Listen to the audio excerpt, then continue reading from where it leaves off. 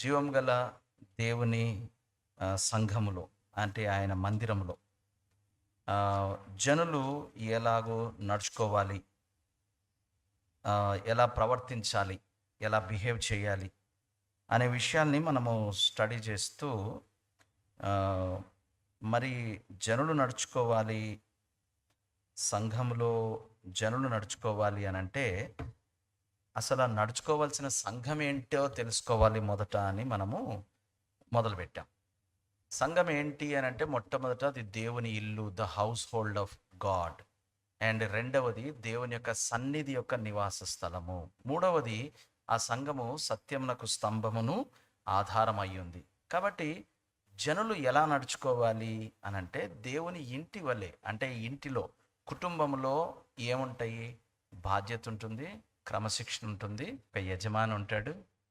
అక్కడి నుంచి సో కుటుంబంలో ఏముంటాయో అవన్నీ కూడా మనం సంఘంలో పాటించాలి. అలాగే దేవుని యొక్క సన్నిధి ఇక్కడ ఉంటుంది కాబట్టి ఆ సన్నిధిని గౌరవించాలి.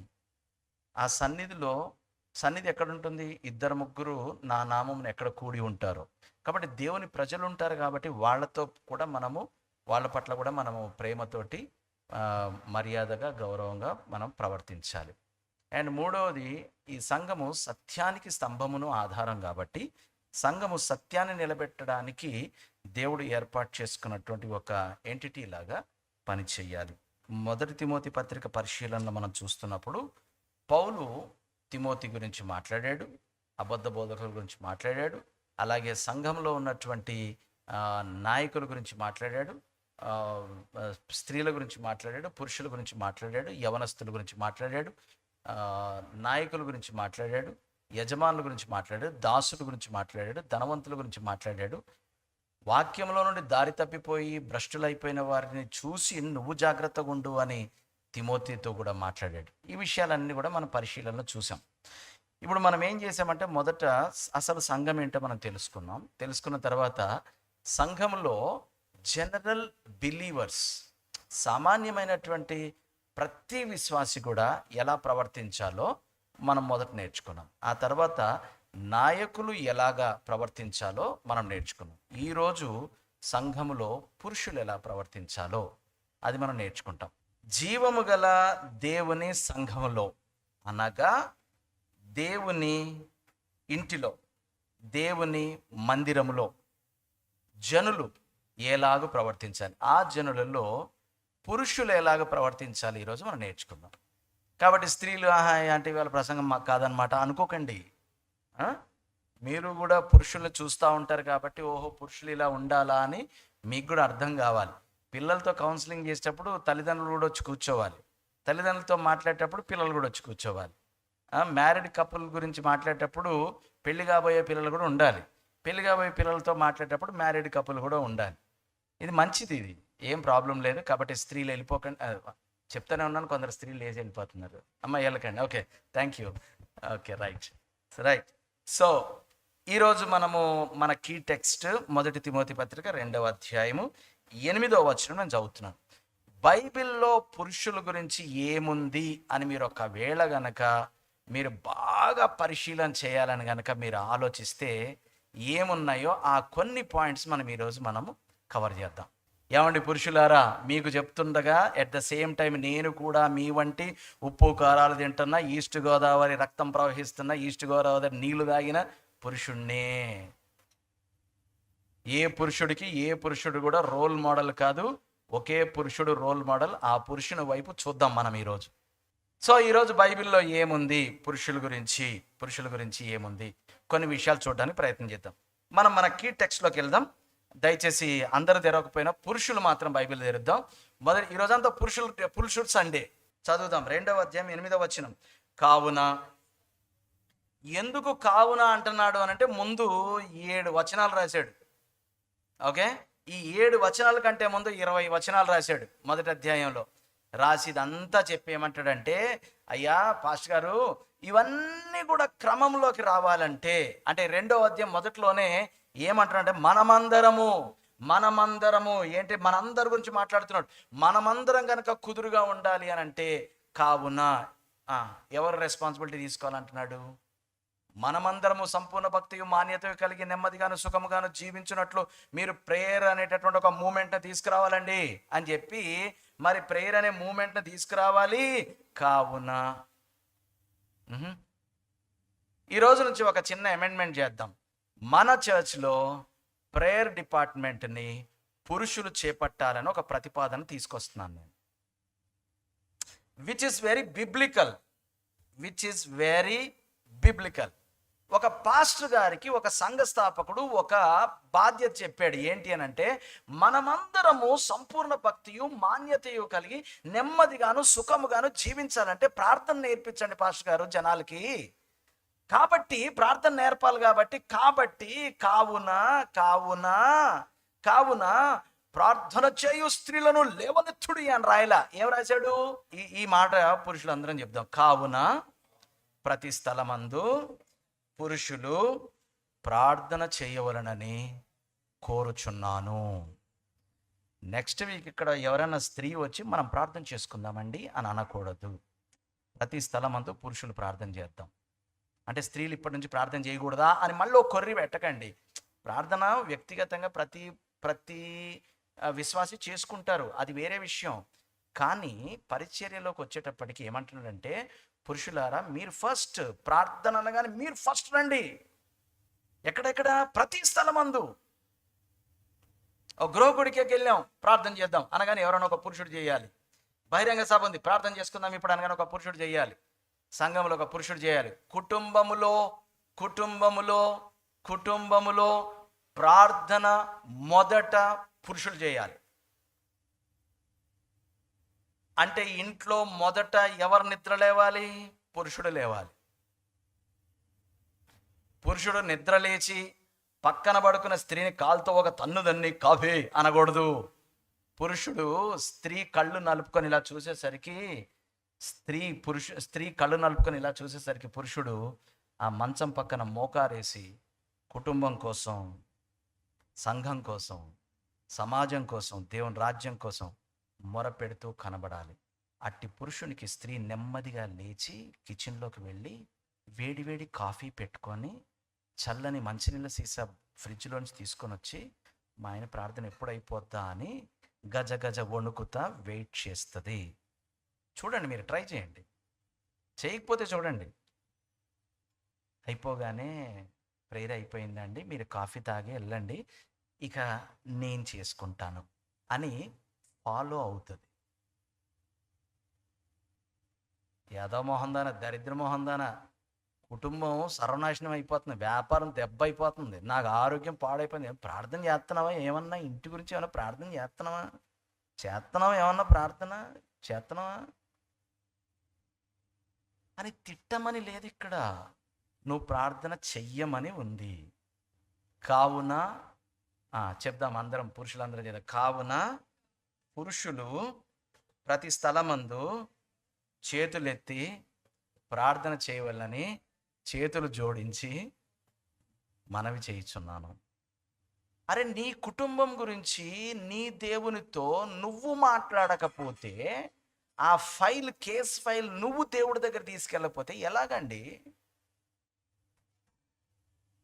అసలు రమ్మను అంటారు కదా కేసు పెట్టినప్పుడు, అంటారా లేదా?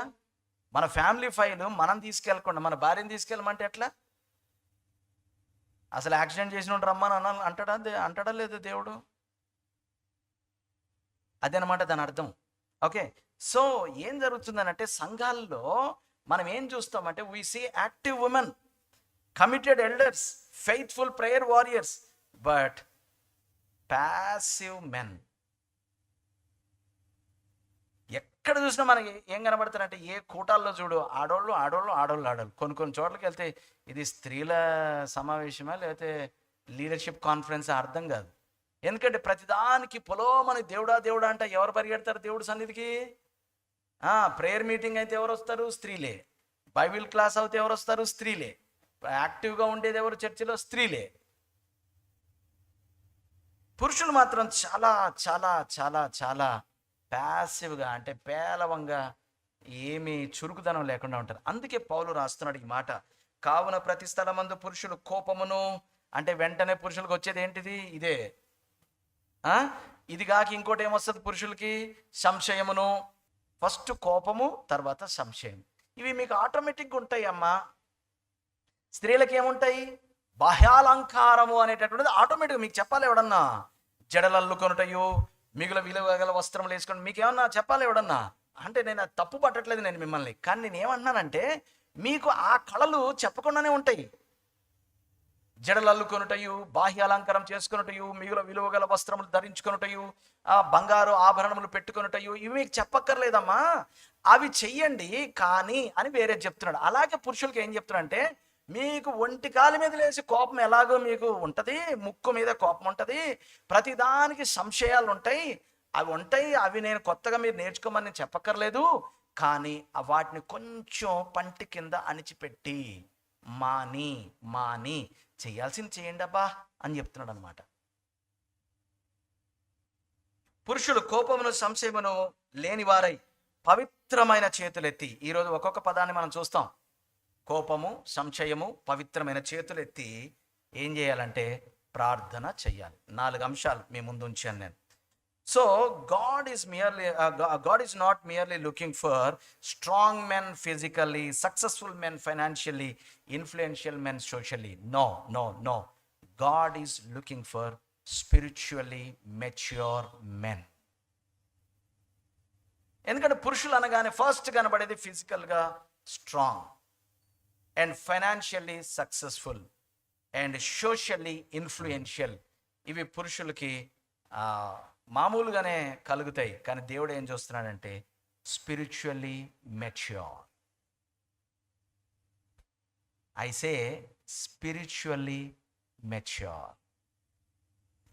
ఆత్మీయ పరిణతి, ఆత్మీయ పరిపక్వత కలిగినటువంటి పురుషుల కోసం దేవుడు చూస్తున్నాడు. సో ఫస్ట్ థింగ్ మనం ఏం నేర్చుకోవాలి అని అంటే, men are called to spiritual responsibility. మొట్టమొదటి దేవుడు పురుషులకు ఇచ్చింది ఏంటి అని అంటే ఆధ్యాత్మికమైనటువంటి బాధ్యత. యెహోషువ అని ఒక ఎగ్జాంపుల్గా మనం తీసుకుందాం. 24వ అధ్యాయం 15వ వచనంలో అసలు యెహోషువ భార్య పేరు కూడా దాదాపు క్రైస్తవుల్లో ఎవరికి తెలియదు. ఈ యెహోషువ లేచి ఏమంటున్నాడు? ఎవరైనా చెప్పాలి, పురుషులు ఎవరైనా చెప్పాలి. చెప్తే నేను వాళ్ళకి చప్పట్లు కొడతాను 2 చేతులు జోడించి. యెహోషువ గ్రంథం 24వ అధ్యాయం 15వ వచనంలో యెహోషువ సర్వ సమాజం ఎదుట నిలబడి ఏమన్నాడో చెప్పండి. నేనును నా ఇంటి వారును యెహోవాను. ఎవరన్నారు ఈ మాట? పురుషుడా స్త్రీయా? సిప్పోరానా, మిరియామా, రూతా, ఎస్తేరా, మరియమ్మ, మార్తమ్మ? ఎవరన్నారు ఇది? యెహోషువనేనండి. పురుషుడా స్త్రీయా? ఆమె ఆయనే కదా ఆయన. పురుషుడు లేచి సభ్య సమాజం ముందు ఏమంటాడంటే, నేనును నా ఇంటి వారును యెహోవాను సేవించేద్దాము అని ఎవరు వాగ్దానం చేస్తున్నారు? ఎవరు డిక్లేర్ చేస్తున్నారు? ఎవరు ప్రొఫెస్ చేస్తున్నారు? The man of the house. ఎలా చెప్పగలుగుతున్నాడు? He's taking the responsibility of the spiritual life of his own family. చూడండి సిస్టర్, మీరు ఎంత బాగా ప్రేయర్ చేస్తారు. మా ఆడవాళ్ళు ప్రార్థన చేస్తే మేము ఇలాగ ఎందుకుంటామండి అనలా.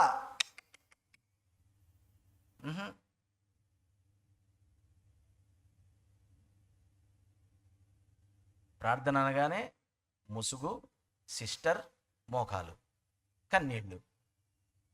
బైబిల్లో లేదది. యోధుడు యెహోషువ, యోధుడు. మోషే నాయకుడు.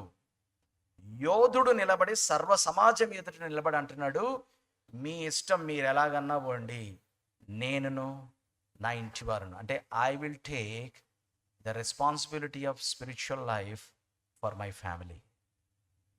So the very first thing God's call to men is spiritual responsibility. So ఈ రెస్పాన్సిబిలిటీ తీసుకోవడము అని అంటే ఏంటి? దాని అర్థం ఏంటి అని అంటే, men leading through godliness and service mode. దైవిక దైవికత్వము అండ్ పరిచార తత్వము దీంతో అనమాట. అండ్ నెంబర్ 2 ఏం కోరుతున్నాడు? Men must be men of prayer. పురుషులు ఏమై ఉండాలి? ప్రార్థన చేసే పురుషులై ఉండాలి. లూకాసు వార్త 18వ అధ్యాయం మొదటి వచనం చూద్దాం ఒకసారి. లూకాసు వార్త 18వ అధ్యాయం మొదటి వచనం నేను చదువుతాను, మీరు తీగిపోయినా పర్వాలేదు. వారు విసుగక నిత్యము ప్రార్థన చేయుచూ ఉండవలెను అనుటకు ఆయన వారితో ఈ ఉపమానము చెప్పాను. ఎందుకు నేను ఇది తీసుకున్నాను అనంటే, మీరు తర్వాత చూడండి. దేవునికి భయపడకయు మనుషులను లక్ష్య పెట్టకయు నుండు ఒక న్యాయాధిపతి ఒక పట్టణంలో ఉండెను. అతని యొద్దకు, ఓకే, ఇక్కడ ఒక అతని గురించి మాట్లాడుతున్నాడు. అది మీరు ఇంటికి వెళ్ళాక చదువుకోండి. ఒక అతని గురించినటువంటి ఉపమానం చెప్పి ఏమంటున్నాడు అనంటే, విసుకక నిత్యము ప్రార్థన చేయుచుండవలను. ప్రార్థన చేస్తే ఫస్ట్ వచ్చేది ఏంటో తెలుసా? Correct, the answer is right. ప్రార్థన చేస్తే ఫస్ట్ మనకేమైనా ఉత్సాహం వస్తుంది అనుకుంటున్నారా? ప్రార్థన చేస్తే ఫస్ట్ వచ్చేది విసుగు. ఆ విసుగు వచ్చినప్పుడు కూడా మనం ఏం చేయాలంటే నిత్యము ప్రార్థన చేయాలి. సో పురుషులు ప్రార్థన చెయ్యాలి అని అంటే ఎప్పుడెప్పుడు చేయాలంటే డిప్రెషన్ వచ్చినప్పుడు, ఆకాశం వెన్నువిరిగి పడిపోయినప్పుడు, కొడుకు పెళ్లి సంబంధం కోసం, కూతురుకు ఉద్యోగం రావడం కోసం, అప్పుడు కాదు. చెప్పండి, ఎప్పుడు? నిత్యము. ఎలా? విసుకక ప్రార్థన చేయాలి. Prayer is not weakness. ఎందుకు ఈ మాట నేను ఎందుకు అంటున్నాను అంటే, బలహీనులు ప్రార్థన చేసుకుంటారు, బలవంతుడు పనికి పోతాడు అని మనం అనుకోకుండానే మనం ఒకటి పెట్టేసుకున్నాం. బలవంతుడు కష్టపడి పని చేస్తాడు, చేయలేని బలహీనుడు ఏం చేస్తాడు? పడక మీద పడుకొని ప్రభువా నీవే కలవు అని ప్రార్థన చేసుకుంటాడు. No, prayer is not weakness, it is a real spiritual strength. కాబట్టి ఏ పురుషుడైతే ప్రార్థన చేస్తాడో ఆ కుటుంబంలో సాతాను అడుగు పెట్టడానికి భయపడతాడు. ఏ పురుషుడైతే ప్రార్థన చేస్తాడో ఆ సంఘంలో సాతాను అడుగు పెట్టడానికి ప్రార్థించే పురుషులు ఉన్నటువంటి ఆ జనరేషన్ని టచ్ చేయడానికి సాతాను భయపడతాడు. ఎందుకో తెలుసా? యేసుక్రీస్తు ప్రార్థనని ఒకసారి జ్ఞాపకం చేసుకుందాం. పేతురు సాతాను మిమ్మును జల్లించవలనని కోరుకొనెను. అయితే చెప్తారా? అయితే నేను మీ కొరకు వేడుకొంటిని. ఎవరు? The first man. ఆ గుంపులో మొదటి పురుషుడు యేసుక్రీస్తు తల్లి బహుప్రార్థనా పరురాలు గనుక అని ఉందా బైబిల్లో? లేదు. పేతురు అత్త బహుప్రార్థనా పరురాలు గనుక యేసుక్రీస్తు వారి శిష్య బృందం అంతయు బహుగా పరిచర్య చేసిన అని లేదు. పేతురు నేను మిమ్మును గూర్చి వేడుకున్నాను. ఎవడు తిరుగుతా ఉన్నాడు అక్కడ? మిమ్మల్ని పాడు చేయాలని, జల్లించాలని ఎవడు తిరుగుతున్నాడు? సాతాను.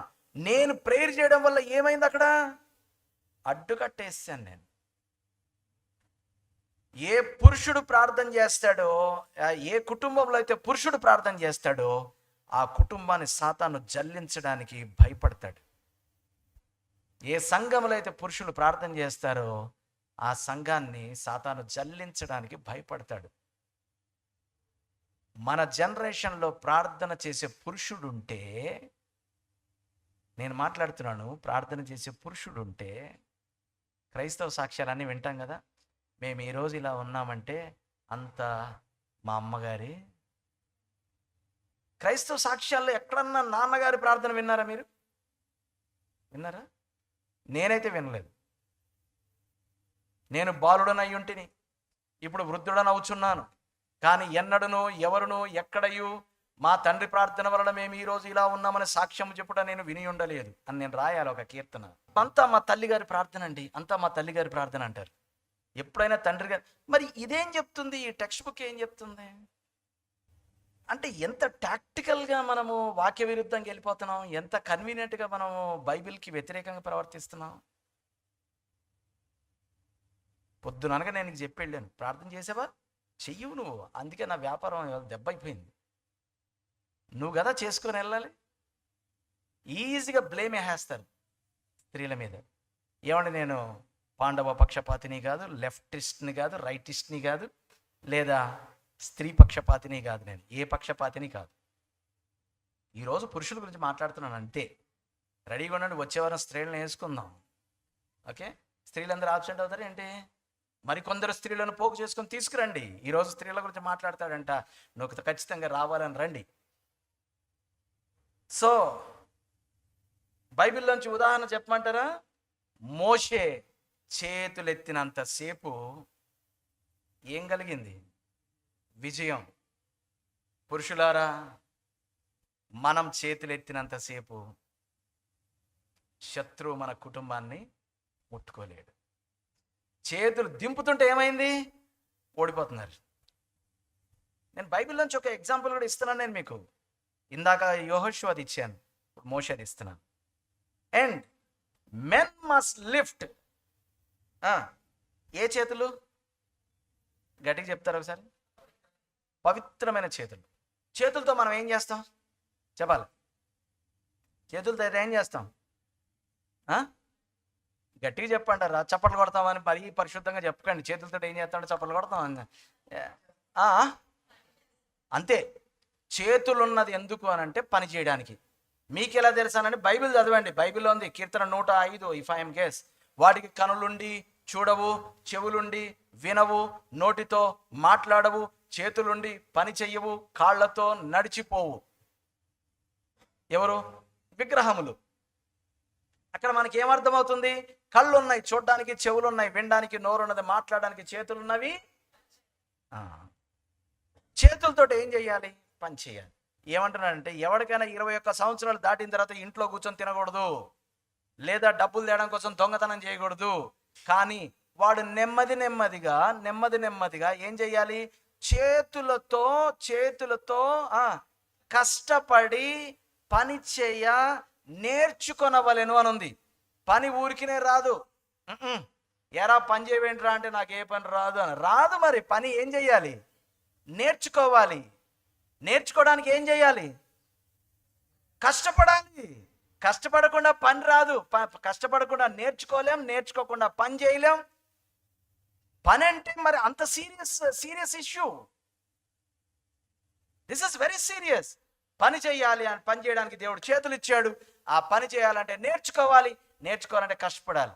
సో చేతులెత్తి, అక్కడికి వస్తున్నాను, కాంటెక్స్లోకి వస్తున్నాను. చేతులెత్తి, ఎటువంటి చేతులెత్తి అంటే మన పనులు ఎలా ఉండాలి? చేతులెత్తి అంటే నిజంగా లిటరల్గా ప్రతి చోట ప్రార్థించుకుందాం అని కాదు. అక్కడ చేతులు మనం షో చేస్తున్నాం. ఏంటంటే నా పనులు పవిత్రంగా ఉన్నాయి కాబట్టి నేను ప్రార్థించడానికి క్వాలిఫికేషన్ నాకుంది అని పురుషులు చెప్పగలిగి ఉండాలి. ఎక్కడెక్కడ? మా ఆఫీస్లో అయితే నేను చెప్పలేనండి అనకూడదు. మా ఇంట్లో అయితే నేను చెప్పలేనండి అనకూడదు. మా చుట్టాల మధ్యలో నేను నువ్వు ఎక్కడ చేతులు ఎత్తినా అరే వీడి చేతులు క్లీన్ రా, ఇలాంటోడు ప్రేయర్ చేయొచ్చురా అని ఆ సాక్ష్యాన్ని కాపాడుకోవాలి ప్రార్థన చేయాలంటే అంటున్నాడు. పురుషుడు చేతులు ఎత్తి అంటే లిటరల్గా చేతులు ఎత్తేసి చూడు నేను పవిత్రమైన చేతులు ఇప్పుడే డెటాల్ వేసుకొని కడుక్కొని ప్రేయర్ చేసే ముందు శానిటైజర్ కూడా వేసాను నేను. అది పవిత్రత రాదు. దాంతో పవిత్రత రాదు. చేతులు అంటే అర్థం ఏంటి అని అంటే పనులు. పాదములు, కాళ్ళు, నడక అంటే అర్థం ఏంటి అని అంటే నడవడి అంటే ప్రవర్తన అని అర్థం. పాదములు అంటే నడత, ప్రవర్తన. చేతులు అంటే పనులు. నోరు అంటే మాటలు. చూపులు అనంటే ఆలోచనలు. మీనింగ్స్ ఉన్నాయి వీటికి. హృదయము అంటే ధ్యానాలు. అంటే లోపల నువ్వు ఏం హార్బర్ చేసి ఏం కుకింగ్ చేస్తున్నావు అది హృదయం అంటే. హృదయం నిండిన కొలది నోరు మాట్లాడను అంటే హృదయం నిండిన కొలది లోపల నువ్వు బాగా పచనం చేసి, బాగా వంట చేసి, బాగా రెడీగా పెట్టుకొని ఒక బిలీఫ్ సిస్టమ్ని నీ లోపల ఎస్టాబ్లిష్ చేసుకొని ఉన్నావే, దాన్ని బట్టి నీ నోరు మాట్లాడుతుంది. పాపం అమాయక నొప్పి నోరు, దాన్ని ఏమనబాక అంటున్నాడు అనమాట అక్కడ. నా నోటి మాటలను నా హృదయ ధ్యానములు. హృదయంలో ఏముంటాయి? అందుకని మనుషులు పై రూపాన్ని చూస్తాడు, యెహోవా ఆ ధ్యానాన్ని చూస్తాడు. అరే నువ్వు పైకి ఇది మాట్లాడుతున్నావు కాబట్టి లోపల ఏం స్కీమ్ వేస్తున్నావు నాకు అర్థమైందిరా అంటాడంట. కాబట్టి చేతులు అనగానే ఏంటవి? పనులు. పురుషులారా మీరు పవిత్రమైన పనులు చేయండి. ఎందుకో తెలుసా? మీరు ప్రార్థన చేయాలి కదా. ప్రార్థన చేసే రెస్పాన్సిబిలిటీ మీకు ఉంది కదా. మరి ప్రార్థన చేసే రెస్పాన్సిబిలిటీ ఉన్న మీరు పద్దాకి ఎందుకు చేయను అంటున్నారు తెలుసా? వదిలే ఇవాళ నేను చేయను కానీ నువ్వు చేయ అంటున్నారు. ఎందుకో తెలుసా? పొద్దున్న బల్లకం చేయట్టాను, వద్దులేదు ఈ రోజు నువ్వు చేయ, నేను సాయంత్రం పశ్చాత్తాపడ్డ తర్వాత రేపు నేను చేస్తాను. పురుషులు ప్రతిసారి ప్రార్థన చేయడానికి ఎందుకు సంశయిస్తారు అని అంటే, నేనంత క్వాలిఫైడ్ కాదు, నేనంత క్వాలిఫైడ్ కాదు, పొద్దునే ఆఫీస్లో దొంగలెక్కలు రాసి వచ్చాను, నువ్వు చేయి అంటారనమాట. అది అర్థమైందా? నా పనులు కరెక్ట్గా లేవు, నేను ప్రార్థనకి యోగ్యుని కాదు, నువ్వు చేయి అంటారనమాట. ఒక పాలు ఇంటింటికి తిరిగి గేదె పాలు పోసే ఒక విశ్వాసి ప్రార్థన చేయమంటే చేయను అంటున్నాడు. ఏమంటే నీళ్ళు కలిపి ఈ చేతులు ఎత్తి ఏం ప్రార్థన చేస్తామండి అంటున్నాడు అనమాట. అది అనమాట, పనులు కరెక్ట్గా ఉండాలి. ఏమండి ఓకేనా? చేతులుతో ఏం చేస్తాం?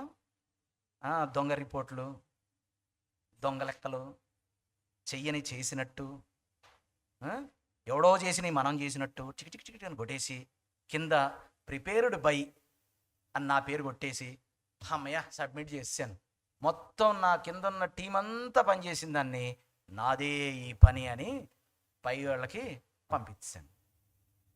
చేతులు మరి ప్రార్థన చేయడానికి సిద్ధంగా లేవుగా. నేను మీ మీద పాయింట్అవుట్ చేయట్లేదు. మనము ఆలోచించుకోవాలి, పునర్విమర్శ చేసుకోవాలి, స్వపరిశీలన చేసుకోవాలి, ఆత్మ పరిశోధన చేసుకోవాలి, ఇంట్రోస్పెక్ట్ చేసుకోవాలి, సెల్ఫ్ ఎగ్జామిన్ చేసుకోవాలి అని చెప్తున్నాను. అండ్ ఇంకేమంటున్నాడు? Men must reject. నేను కావాలనే ఆ పదం వాడాను ఇక్కడ. Men must reject anger and సంశయము అన్న చోట the actual meaning is division. మామూలుగా కుటుంబాల్లో పుల్లల పరిచర్య స్త్రీలు చేస్తారు, పరిచర్యలో పుల్లల పరిచర్య పురుషులు చేస్తారు. తెలుసా? ఏం మినిస్ట్రీ అంటే పుల్లల మినిస్ట్రీ అనమాట, పుల్లలు పెట్టడం అనమాట. ఎందుకంటే పుల్లలు పెట్టినంత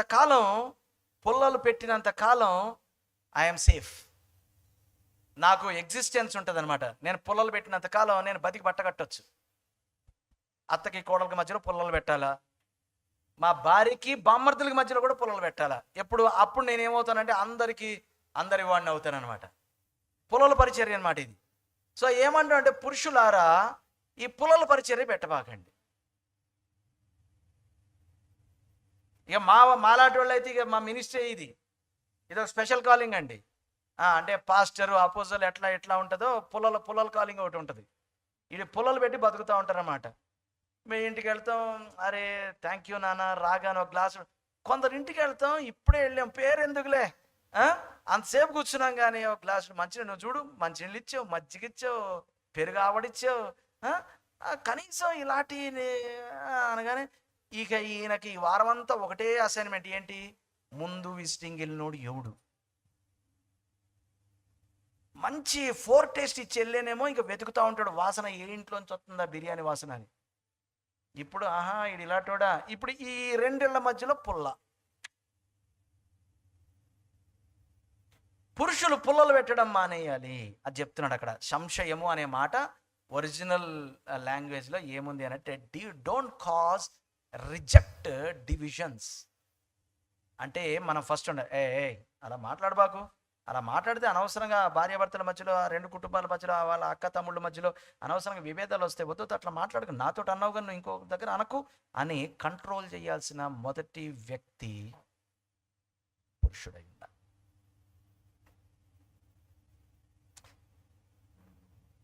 Men must be spiritually responsible. Men must be men of prayer. Men must have holy hands. And number 4, men must reject anger and divisions. పురుషులారా మీకు హక్కు ఉంది, మీకు అధికారం ఉంది, కోపాన్ని ప్రదర్శించేస్తారు, కానీ ఆపండి అంటున్నాడు. రిజెక్ట్. మీరు కోపమును సంశయమును మాని, రిజెక్ట్ యాంగర్. ఎఫిషియన్స్ చాప్టర్ 4 ఒక మాట చదువుతున్నాను. Ephesians chapter 4 verse 31. ఎఫెసీ పత్రిక 4వ అధ్యాయం 31వ వచనం. సమస్తమైన ద్వేషమును, కోపమును, క్రోధమును, అల్లరి, దూషణ, సకలమైన దుష్టత్వమును మీరు, ఎందుకో తెలుసా, మీరు అలా చేస్తే 30వ వచనం చూడండి. దేవుని పరిశుద్ధాత్మను దుఃఖపరచకుడి, విమోచన దినం వరకు ఆయన యందు మీరు ముద్రింపబడి ఉన్నారు. కాబట్టి సమస్తమైన ద్వేషము, కోపము, క్రోధము, ఇన్ని రకాలు ఉంటాయి తెలుసా. కోపం ఒకటి కాదు, ద్వేషము, కోపము, క్రోధము, ద్వేషము ఇవన్నీ ఉంటాయి. వీటన్నిటిని మానేయండి. హల్లెలూయా. So anger destroys spiritual influence. ఏంటండి, నేను ఇంటెన్షనల్గానే వాడుతున్నాను ఈ పదాన్ని. స్పిరిచువల్ ఇన్ఫ్లుయెన్స్ అంటే నేను ఎవరి మీద నా కోపాన్ని ప్రదర్శించేస్తే అక్కడ నాకు ఒక డోరు మూయబడుతుంది. ఆ మూయబడిన తర్వాత ఆ వ్యక్తి నేను ఏం చెప్పినా కూడా వినడానికి సిద్ధంగా ఉండడు. అందుకే నేను పోయిన వారం ఏమన్నానంటే, ఈ 5 సందర్భాల్లో పిల్లలతో మాట్లాడకండి అన్నాను. ఎందుకు అనంటే అలా మాట్లాడితే మనం వాళ్ళని పోగొట్టుకుంటాం. Our anger destroys spiritual influence. వాళ్ళు మనకి డోర్ వేసేస్తారు, వాళ్ళకి దూరం అయిపోతారు. ఈడొకడు కోపిష్టోడు, పాపిష్టోడు అనుకొని పారిపోతూ ఉంటారు. దురదృష్టవశాత్తు ప్రతి తండ్రిలో పిల్లలకి కోపిష్టోడే కనబడతాడు, నాతో సహా. నేనే పెద్ద ఆకాశం చూడిపడినోడిని కాదు, కోపిష్టోడు. మరి నా కొడుకు అంటనే ఉంటాడు అనమాట, నువ్వు ప్రతిదానికి అమ్మని ఎందుకు అడుగుతారు అంటే, అమ్మ అయితే ఏం చేస్తుంది, ఏం నానా అని వింటది. నేనైతే సరే వెళ్ళే అంటా అనమాట. ఆడికి ఇష్టం లేదు. నాకు విన్నప్పుడు నాకు అర్థమైంది, సరేరా నేను కూడా నేర్చుకుంటానులే, నన్ను దయచేసి కోపిష్టోడు కేటగిరీలో ఈకు అని నేను చెప్పాడు. ఒక రిక్వెస్ట్ లెటర్ పెట్టుకున్నా. తప్పదు, ఎందుకంటే మన నేచర్లోనే ఏముందంటే ఆ యాంగర్ ఉంటుంది. మన నేచర్లో ఉన్న యాంగర్ మన చూపులోనే కనబడుతుంటుంది. మనం తల్లి చూసేటప్పుడు చాలా ఆప్యాయతగా చూస్తుంది. మనం ఎలా చూస్తాం, ఇలా చూస్తాం. బడి తుడిచావా, కారు కడిగావా, చెప్పు తుడిచావా, ఇట్లా చూస్తాం అనమాట. తల్లి అట్లా చూడదు. తల్లి అదో రకంగా చూస్తాం అనమాట. ఆ మాటలో కూడా తల్లి అదో రకంగా మాట్లాడదు. మన మాటలోనే దురుస్తానం ఉంటుంది. అందుకని మనం దురదృష్టవశాత్తు ఇప్పుడు నాలాటోడికి నవ్వే రాదు మొహం మీద. ఇప్పుడు చిట్టుబాబు గారు స్మైల్ చూడండి, ఆ ఫోటోలో ఎంత బాగుంటుందో. అలా నవ్వుదామని ఇలా ట్రై చేస్తే ఏదో ఎక్కిరించినట్టు ఉంటుంది నాకు. ఆ నవ్వే రాదు ఇలాంటి, నేను కోపిష్టోడ్లాగే కనబడతాను. నేను అందరి ముందు నేనేమనుకుంటాను, నేను చాలా శాంతమూర్తిని. కానీ అందరు నా గురించి ఏమంటారో తెలుసా, వీడు చాలా కోపిష్టోడు అనుకుంటారు, అంటారు కూడా. ఇది మన నేచర్లో ఉంది. కాబట్టి దీన్ని ఏమంటున్నాడు అంటే మానండి అంటున్నాడు. ఇదో పెద్ద అసైన్మెంట్ మనకి. మానాలి, ప్రతిసారి మానాలి, ప్రతి సమయంలో మానాలి, ప్రతి ఒక్కరి చోట మానాలి. Because anger destroys our influence. కాబట్టి స్పిరిచువల్ మెచ్యూరిటీ గురించి మనం లాస్ట్ వీక్ మనం మాట్లాడుకున్నాం. మాన్యత, ఆ సోబర్ మైండ్. స్పిరిచువల్ మెచ్యూరిటీ ఉంటే ఏముంటుందంటే ఆ సోబర్ మైండ్ ఉంటుంది. 2 విషయాలు చెప్పి నేను ముగిస్తాను. Young men and older men. Young men ఏం చేయాలి అని అంటే 2వ అధ్యాయం 22వ వచనం, 2వ తిమోతి పత్రిక 2వ అధ్యాయము 22వ వచనం. నీవు యవనేచ్ఛల నుండి పారిపోము. మెన్ గురించి మాట్లాడినప్పుడు మరి యంగర్ మెన్ గురించి కూడా మాట్లాడాలి కదా. యవనేచ్ఛల నుండి పారిపోము. పారిపోవాలంటే ఏం చేయాలి అంటే కీర్తన గ్రంథము 119 9వ వచనము, అక్కడ ఒక సొల్యూషన్ ఉంది. యవనులు దేని చేత తమ నడత శుద్ధి చేసుకుంటారు, నీ వాక్యమును ధ్యానించుట చేతనే. సో యవన పురుషులు ఏం చేయాలి అని అంటే, యవనస్తులకి ఏమొస్తాయి, టెంప్టేషన్స్ వస్తాయి కదా. ఇంప్యూరిటీ బాగా ఆకర్షిస్తుంది, పియర్ ప్రెషర్ ఎక్కువ ఉంటుంది. అంటే తోటోళ్ళు, సావాసం, జతగాళ్ళు అంటారు చూసారా, అది ఎదిగిన వాళ్ళకి ఆ సమస్య ఉండదు. యవనస్తులకి ఆ పియర్ ప్రెషర్ ఎక్కువ ఉంటుంది. అండ్ దే ఆర్ ఈజీలీ మోరల్గా ఈజీగా కాంప్రమైజ్ అయిపోతారు. నైతిక విలువలు వాళ్ళకి ఎక్కువ ఉండవు, వాల్యూ సిస్టమ్ ఉండదు. కాబట్టి యవనులు ప్యూరిటీ కోసం పోరాటం చేయాలి. ఆ ప్యూరిటీకి వాక్యం ఇచ్చిన ఒకే ఒక మార్గం ఏంటంటే, దేవుని వాక్యమును ధ్యానించి దాని ప్రకారంగా నడుచుకోవడానికి మీరు కనుక ప్రయత్నం చేస్తే you can maintain your purity. And older men ఏం చేయాలి అని అంటే, తీతు పత్రిక 2వ అధ్యాయం 2వ వచనంలోనికి వద్దాం. ఏలయనగా వృద్ధులు మితానుభవము గలవారు. అదే పోయిన వారం కూడా చెప్పాను, మితానుభవం అంటే సోబర్ మైండ్. తొందరపడకూడదు, గబాల్న డిక్లేర్ చేయకూడదు, జడ్జ్ చేయకూడదు. నువ్వు నీ బతుకు నాశనం, ఇంకా నువ్వు వేస్ట్, ఇంకా నువ్వు పనికిమల్లాడు, నువ్వు ఒక నాశనకారివి, నువ్వు ఇంక బాగుపడవు నువ్వు అని ఓల్డర్ మెన్ యంగర్ మెన్ని అనకూడదు. ఎందుకంటే వాళ్ళు ఇంకా ప్రూవ్ అవలా, they are under construction. Please please ఏం చేయమంటున్నాడు? మితానుభవం గలవారును, మాన్యులు. ఏంటంట? మాన్యులను, స్వస్థ బుద్ధి గలవారును, విశ్వాస, ప్రేమ, నెక్స్ట్ సహనము. ఎందుకు? ముందు చెప్పిన యంగర్ మెన్ ఉన్నారు చూడు, వాళ్లకు ఉండదు కాబట్టి మనం చూపించాలి, మనకు ఉండాలి. మనం ఒకటి గుర్తుపెట్టుకోవాలి, మనకు కూడా అప్పుడు లేదు తెలుసా. దయచేసి పురుషులారా, మరి ముఖ్యంగా ఈగో పురుషులారా, ఇంకొక మనం మానవలసిన మాట చూపిస్తున్నాను. మా నాన్నగారు, మా తాతగారు కాదు, క్రీస్తు అయితే. ఎవరి వైపు చూసి మాట్లాడాలి మనం? ఎవరి వైపు చూసి మాట్లాడాలి? ఇదే మా నాన్న అయితేనా, మేసం మెలిదిప్పి 4 మడతెట్టి లుంగి పైకి కడితే, మీ నాన్నలా నువ్వెందుకుంటావు? మీ తాతలాగా నువ్వెందుకుంటావు? Take for example my life. మా తాత ఒక అన్బిలీవర్, మా నాన్న he was not a practising Christian. He was a Christian, he was not a practising Christian. But after all I am a born again practising Christian. నేను వాళ్ళలాగా ఎలాగుంటాను? వాళ్ళ జీర్ణరసాలు నాలో ఉన్నాయి, కానీ వాటిని నేను ఆత్మ స్వాధీనంలోకి తేవాలిగా. చెరపట్టి క్రీస్తు స్వాధీనానికి లోబర్చాలి కదా. నేను ఆత్మపూర్ణుడనై ఆత్మచేత నడిపింపబడాలి కదా. I must be controlled by the spirit కదా. I should not be controlled by మా నాన్న, మా తాత కదా. నో కదా, నో పర్మిషన్ కదా నాకు. మా ఇంట వంట అనడానికి నాకు పర్మిషన్ ఉందా? లేదుగా. ఎప్పుడైతే క్రీస్తుతో కూడా నేను సిలువ వేయబడి ఉన్నానో, నాకు అవన్నీ, ఆ ఐడెంటిటీస్ అన్నీ నేను కోల్పోయాను. క్రీస్తు వలే అనగలగాలి నేను, అంతే. మరి క్రీస్తు అయితే ఇలాగే చేస్తాడా? Who is your role model? Your pastor is not your role model. Your father is not your role model. Your grand father is not your role model. Your political leader is not your role model. Christ is your role model. ఎందుకంటే he is the only perfect man ever lived on this planet of earth. Hello, ఆయన గాక ఎవ్వడు లేడు, ఉండకూడదు. Is a perfect role model. Philippians chapter 2 verse 5 to 8 నేను చదవను, మీకు అందరికీ ఆ స్క్రిప్చర్ తెలుసు. ఆయన చూపించినటువంటి మాదిరి ఏంటి? ఆయన చూపిన మాదిరి ఏంటి అని అంటే, ఆయన దేవునితో సమానముగా ఉండుట ఎంచుకొనదగిన భాగ్యమని ఎంచుకొనలేదు, కానీ మనిషి రూపముగా పుట్టి దాసుని రూపం తలుచుకొని శిలువ మరణము వరకు తన్ను తాను తగ్గించుకొని నందున. ఓకే, ఆయన చూపించిన ఫస్ట్ మోడల్ ఏంటి? మ్యాన్లీహుడ్కి ఆయన చూపించిన ఫస్ట్ మోడల్ ఏంటి? చెప్పండి. ఈ మోడల్ని పౌలు గారు పాటించాడు. నేను గనక నా గురించి చెప్పుకోవాలనుకుంటే, నేను యూదుడను, నేను పరిసయ్యుడను, నాకు గ్రీకు దేశపు పౌరసత్వం ఉంది, ఇవన్నీ చెప్పుకోవచ్చు. కానీ నేను అవేవి కూడా నేను చెప్పుకోవట్లేదు. అయినను అంటే నేను ఏదో అయ్యున్నాను, నేను అయినను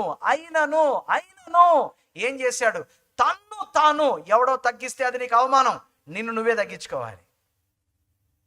తన్ను తాను తగ్గించుకొని దాసుని రూపం. సో మన రోల్ మోడల్ క్రైస్ట్ మెన్కి ఇచ్చేటటువంటి మొదటి ఎగ్జాంపుల్ ఏంటి అని అంటే, be a humble servant at your home, at your church, in your community. Men, hallelujah, be a humble servant. తన్ను తాను తగ్గించుకున్న దాసుడు. Yes, we are strong. He was strong but gentle. అందుకని మనం కూడా స్ట్రాంగ్ ఉన్నా కూడా జెంటిల్ ఉండాలి. He was bold but humble. Boldness అనేది బేస్ వాయిస్ వేసుకొని బేర్మని డోబర్మెన్ లాగా అరిస్తే రాదు. ఆ బోల్డ్నెస్లో ఏముండాలంటే హ్యూమిలిటీ ఉండాలి. అఫ్ కోర్స్ వీఆర్ హోలీ, కానీ అందరి మీద చదివా, బైబిల్ చదివా, ప్రార్థన చేసావా అని కొరడా తీసుకొని దిగడానికి కాదు. మన ఆయన హోలీనెస్లో ఏం కనబడుతుందంటే మనకి కంపాషన్. హోలీనెస్లో ఏం కనబడుతుంది? కంపాషన్ కనబడుతుంది.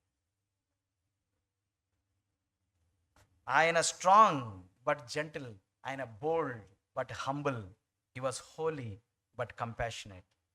సో అప్పుడే మనము service, sacrifice and obedience to the father, ఈ మూడు ఆయనలో చూస్తాము. ఆ మూడు మనం కలిగి ఉండగలుగుతాం. ఏంటంట ఒకసారి నాతో రిపీట్ చేస్తారా? Service, sacrifice and obedience to father. ఎందుకు ఈ ఒబీడియన్స్ టు ఫాదర్ అని నేను మాట్లాడాను అనంటే, నేను సర్వాధికారిని కాదు, నా పైన ఒకడున్నాడు అని పురుషులు పదే పదే గుర్తు చేసుకుంటూనే ఉండాలి.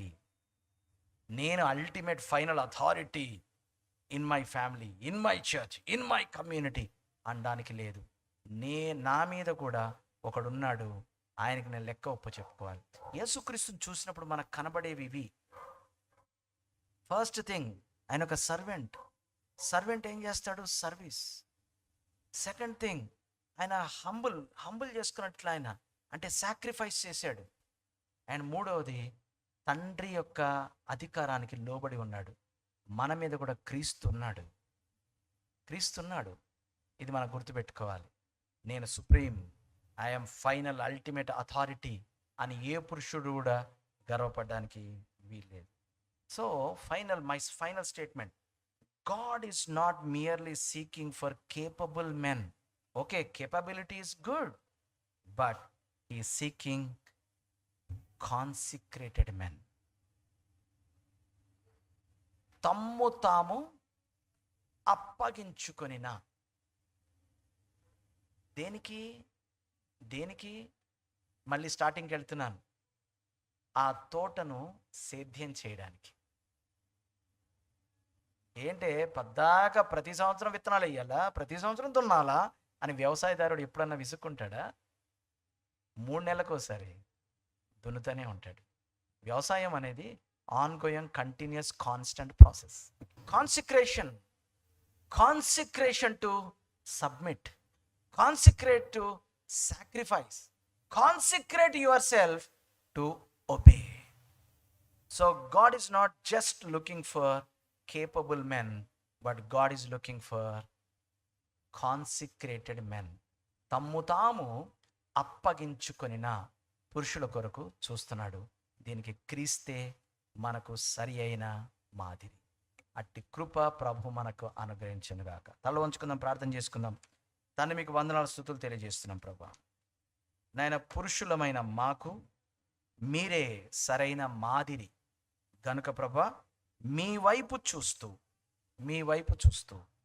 నాయన, మీ వంటి పురుషులముగా బాధ్యత తీసుకొని ప్రార్థన పరులముగా ఉంటూ నాయన, పవిత్రమైనటువంటి పనులు చేస్తూ కోపమును, సంశయములు, డివిజన్స్ మాని మీ వలె నాయన సర్వీస్ చేయడానికి, సాక్రిఫైస్ చేయడానికి, మీకు ఒబే చేయడానికి నేర్చుకునే, అప్పగించుకున్న పురుషులముగా మమ్మల్ని మేము మీ సన్నిధిలో నిలబెట్టుకొని ప్రార్థిస్తున్నాం.